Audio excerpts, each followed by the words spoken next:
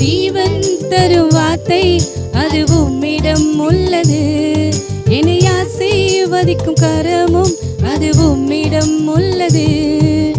உம்மை விட்டால் எங்கே போவேன் ஏசப்பா, உங்க பாதம் விட்டால் எனக்கு எதுவும் இல்லப்பா.